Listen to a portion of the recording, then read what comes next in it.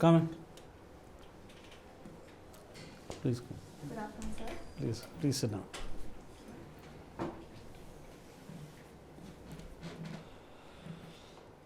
Miss Cibilu, I met you yesterday, Yes. so others will talk to you. I'll talk to you at the end. Yeah. Thank you, sir.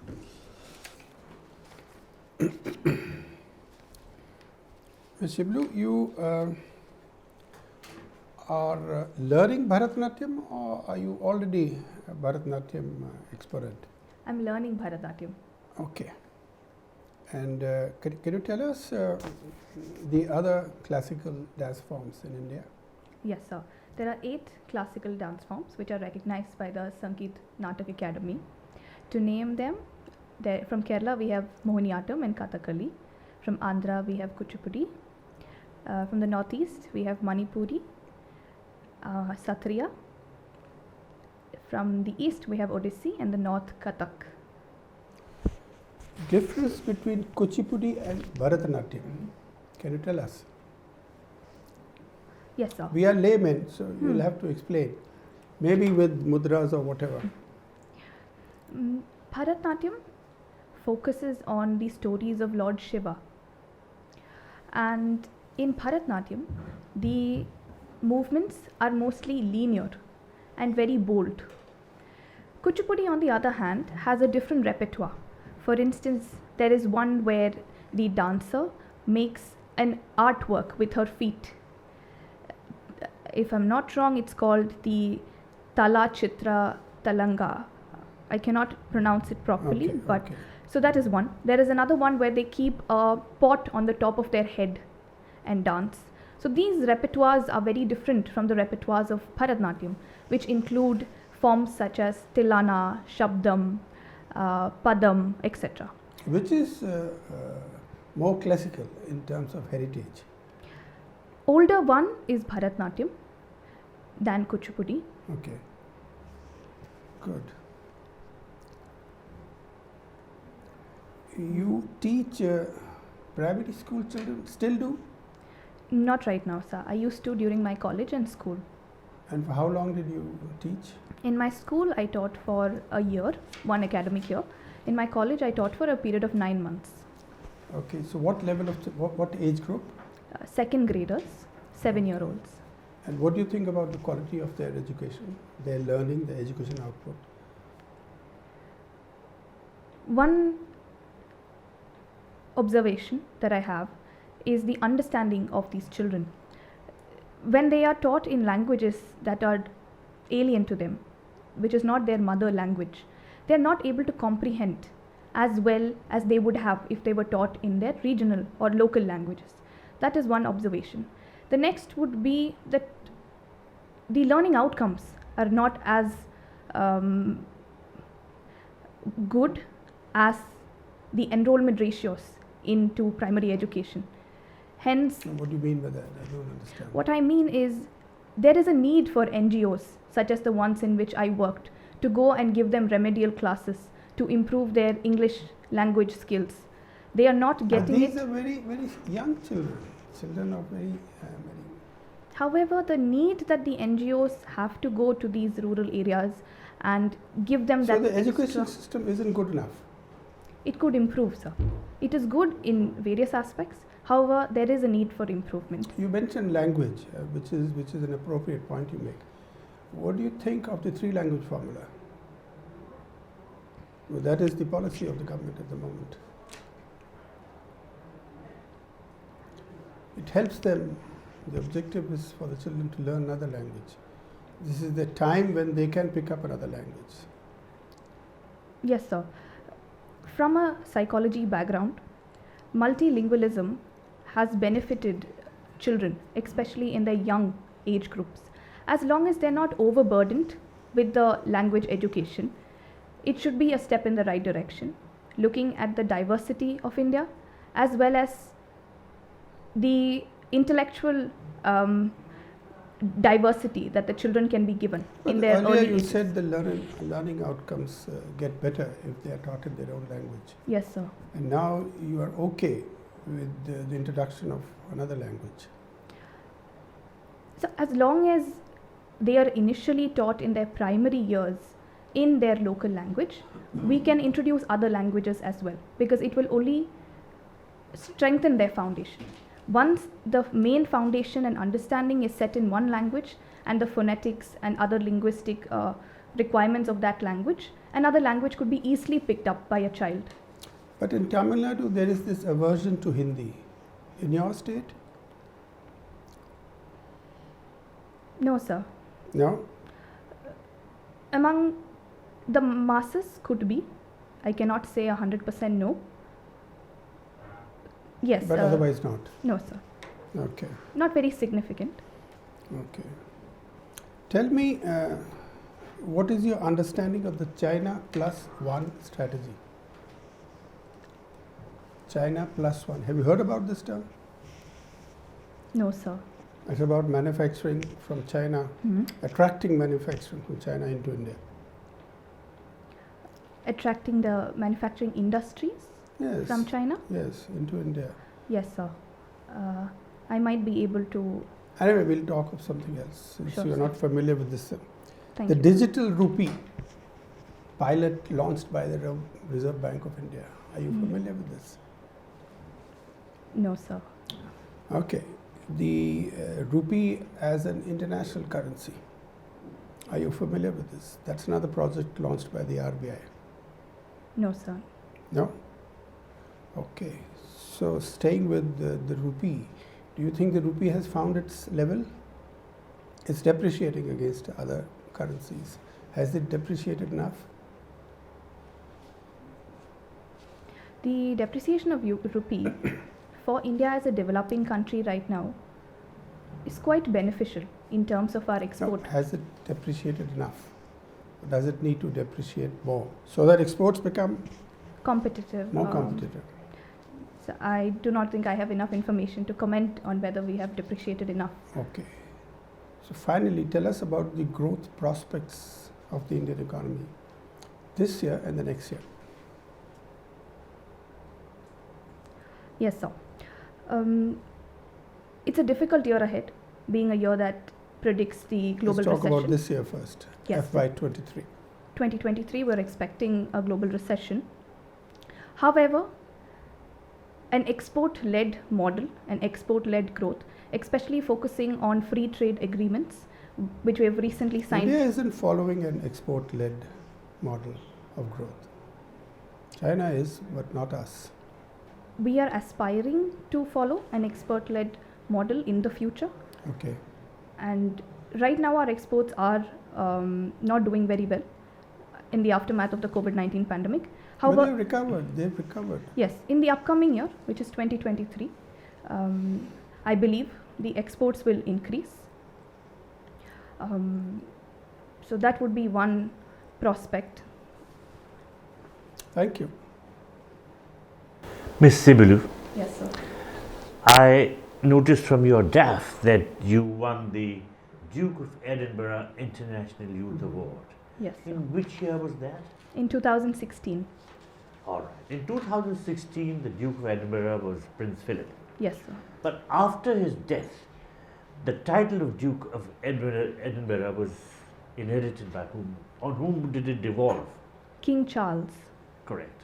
And I see that you're also corporal in the NCC and that you have an A grade NCC certificate. Very impressive. Where are the NCC headquarters located? In New Delhi. Are you asking me or are you telling me? I cannot recall exactly. You can't recall.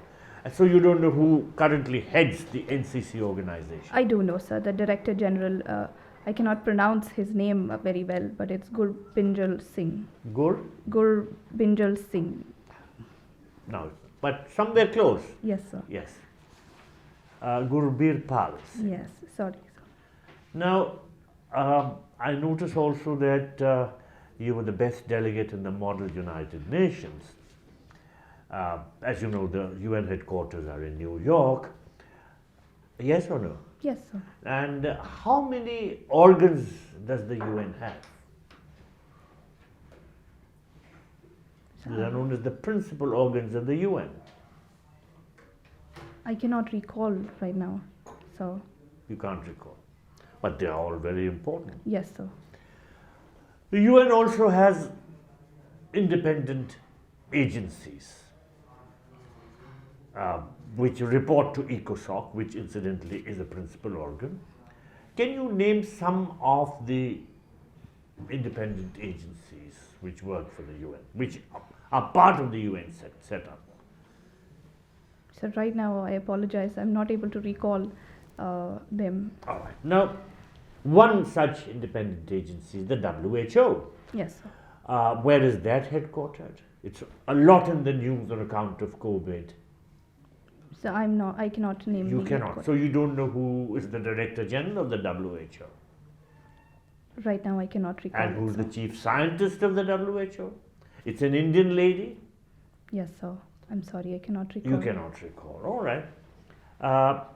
Now, you're from Kerala, and there are lots of Malayalis in the Gulf countries. Yes, sir. The Gulf countries have an organization which they call the GCC. What does the GCC stand for? The Gulf Corporation Council. Gulf Corporation Council. Corporation. Because look, my ears did hear you saying corporation. It's cooperation. Okay. The Gulf Cooperation, which is different from corporation. Yes, sir. How many members are there in the GCC? 8. Are you sure? Yes, sir. Can you tell me which ones? Saudi Arabia, Yes, Kuwait, yes, Qatar, yes, United Arab Emirates. yes. Mm, So let me correct you, there are not 8 but only 6, and you've counted 4. yes. Which are the other 2? There are not 8. When you said 8, it was the wrong answer. Okay, But sorry, 2 sir. still remain. You said Saudi, Kuwait, UAE, and Qatar. 2 more, please. So I'm not able to recall. All right right. They are Oman and Bahrain. Now, have you heard of the Abraham Accords? now. Yes, sir. Can you tell me something about them? Yes, sir. It was an accord that was coordinated by the United States, Yes. which was signed between the UAE and the Israel. Okay. Um, Was there any other Arab country which also signed Yes, at sir, the there same was- time as the UAE? yes, there was one more. Bahrain. Asking me or telling me? I cannot recall right, but You can't I can recall. remember that. Yes, sir. I cannot recall it. Now, this was a path-breaking accord. For what reason? Because it ended the historic conflict between the Arab-Israel conflict that has So, been. do you mean to say that these two were the first Arab countries to normalize relations with Israel? No, sir. There have been other two. One Egypt in 1979, Correct. and Jordan in 1990s. 1994. 3. However, why was it path-breaking then, when other Arab countries had already normalized? In your view, why is it considered a path-breaking accord? Because it was the first GCC country. Correct. These were the first 2 GCC countries, Yes, sir. neighbors next door of Saudi Arabia, and they normalized. Did any other countries, any other Arab countries also normalize relations with Israel after UAE and Bahrain? In a way, they became also signatories of the Abraham Accords. Kuwait? No, I cannot recall, sir. All right. Sudan and Morocco. Now, India has a neighborhood first policy. We try to cultivate cordial relations with neighbors. Yes, sir. And one important organization in this context is BIMSTEC. Can you give me the full form of BIMSTEC? Yes, it's an organization which relates to Bay of Bengal. Okay, so The I want the literal- full form of BIMSTEC. Sorry, sir, I cannot. And would you be able to tell me how many members there are? No, sir. Sorry. Why is it important for India, in your view? What is the importance of BIMSTEC? One would be that a lot of our trade is taken care of in the maritime route. Hence, the Bay of Bengal and the the straits which go into China are important. Hence, that region in general becomes important. Second would be the deadlock in SAARC due to the India-Pakistan. Why did India not want, SAARC to continue the way it was? What was the main problem? The major issue was that Pakistan and India were not having a cordial relationship. No, but 1 minute. What is our main problem with Pakistan?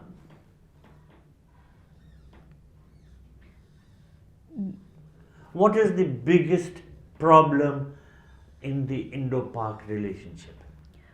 The region of Jammu Kashmir, which India claims, as well as the terrorism and the violence. Now, terrorism, as we see it, emanating from Pakistan is the biggest obstacle, right? We say no talks till you stop terror. Yes, sir. Now, Pakistan engages in terror through some non-state actors. Can you tell me some Pak terror organizations? Yes, sir. There is Lashkar-e-Toiba. Headed by whom?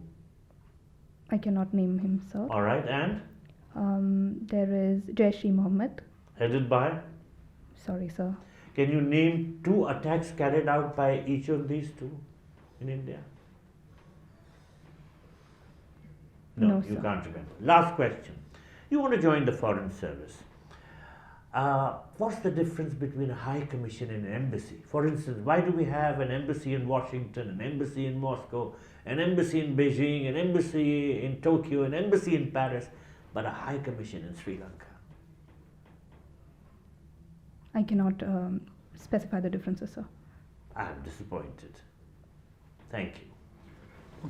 Okay, Miss Cibilu Pradeep.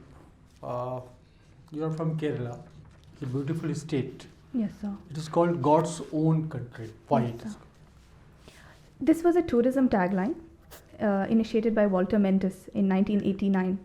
There are multiple reasons. One goes back to a mythical story that it was King Parashuraman who threw an axe, which is why Kerala formed as a state. And hence it is called God's own country, that the god is King Parashuraman, an incarnation of Vishnu. Second reason could be the fact that you can find many religious sites, diverse religious sites in Kerala, mosques, temples, churches, other Jaina temples, etc. So indeed, if you come to Kerala, it is a land of the god where you can find all gods, hence God's own country. Okay, suppose I want to visit Kerala. What 5 things I must visit in my lifetime? Places, sir. Yeah, places. One would be the Padmanabha Swami temple, rich in heritage and culture. Second would be the Travancore, Trivandrum, the city. It has a lot of history. Cochin, which is the judicial capital, as well as a very advanced city, metropolitan city in Kerala. Fourth would be Thrissur, where you can enjoy the Thrissur Puram, as well as the Guruvayur temple. Fifth would be a special place in Trivandrum called the Varkala beach, which would be a personal suggestion from my side, because it is a cliff and a beach together. A very beautiful destination if you were to come. Okay, please tell something about your own district, Kollam. Kollam, we have the Munro Islands. Kollam is not as diverse in tourism as other districts. The Munro Island is one major attraction. We have the lighthouse in Kollam, as well as various industries. And ecotourism in Shendurnai Wildlife Sanctuary is also something that could be explored. How many national park and sanctuaries are in Kerala? National parks, I'm aware of 5 national parks. Please tell few. Silent Valley National Park, Iravikulam National Park, and there are 3 Shola National Parks. They have different names, but they all have, it's in the Shola grasslands. Wildlife Sanctuary, we have the Shendurnai Wildlife Sanctuary, Periyar Tiger Reserve, Neyar Wildlife Sanctuary, then the Parampikulam Tiger Reserve.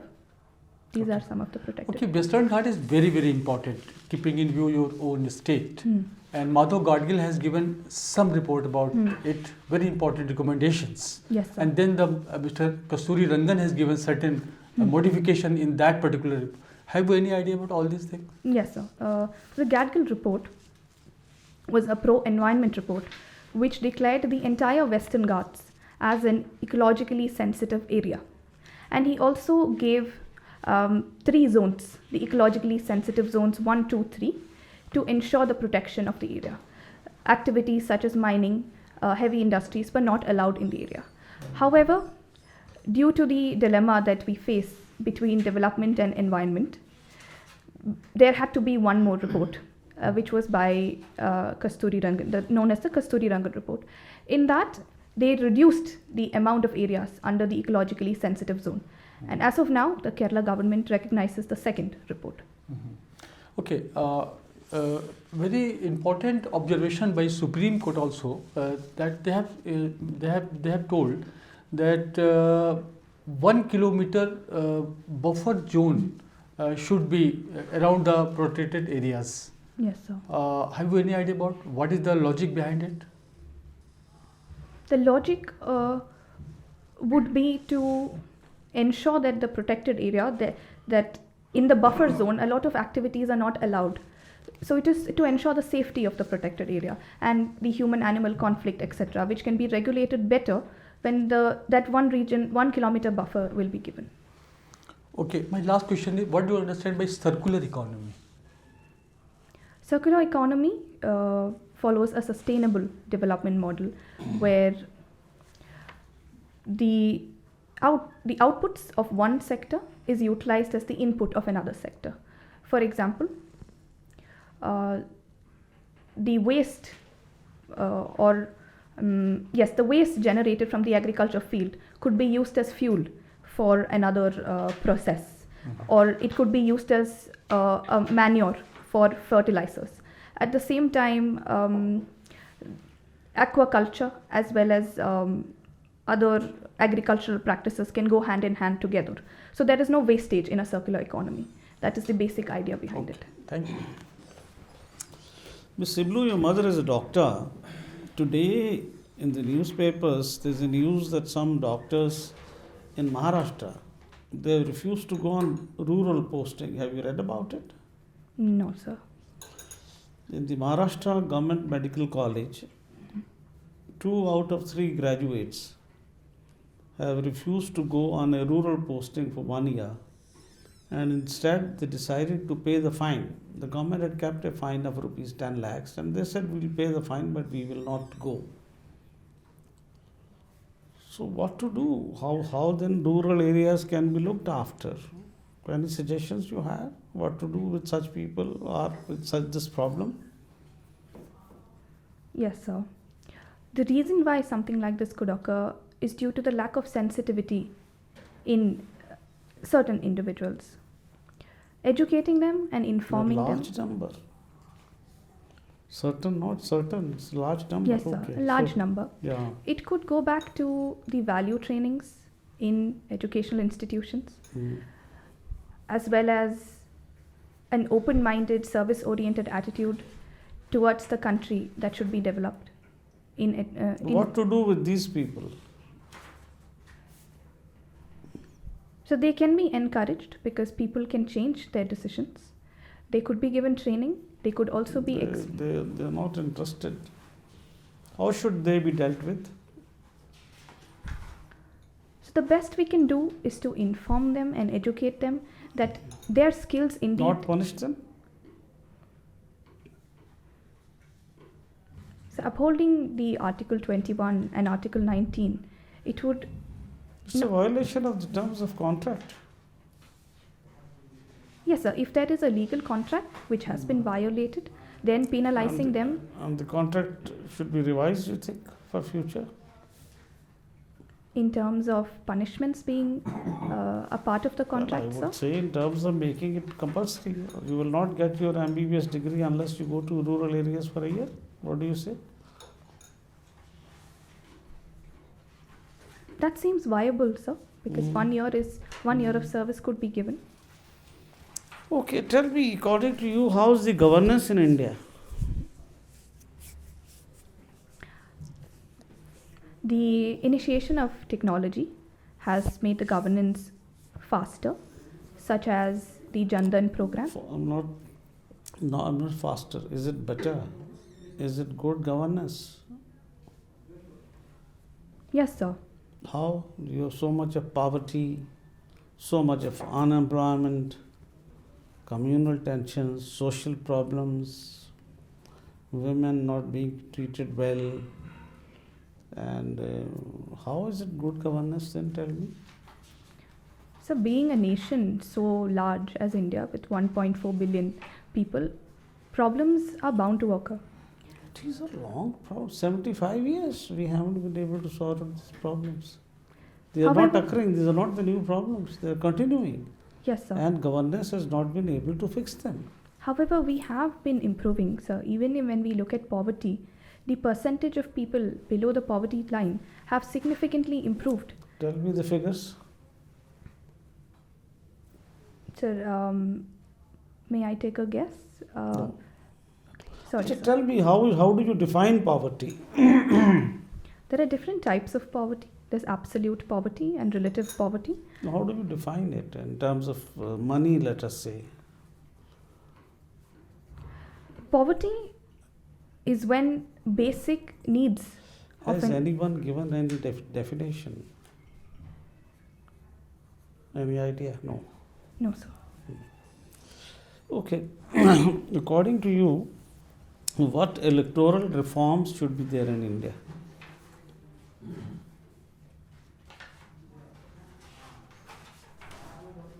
So right now I'm not able to think.